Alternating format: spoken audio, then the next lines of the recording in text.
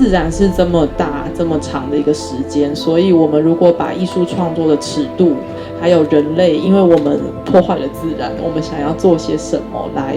传达，来达到新的平衡，所以他就说你把尺度拉大。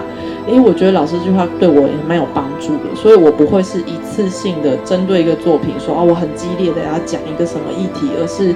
慢慢的铺陈。就我觉得刚好跟这几年跟新北市立艺术季合作，我也在学习，就是人工湿地怎么发展的。我觉得好像跟我们团队在做作品的概念有点相似。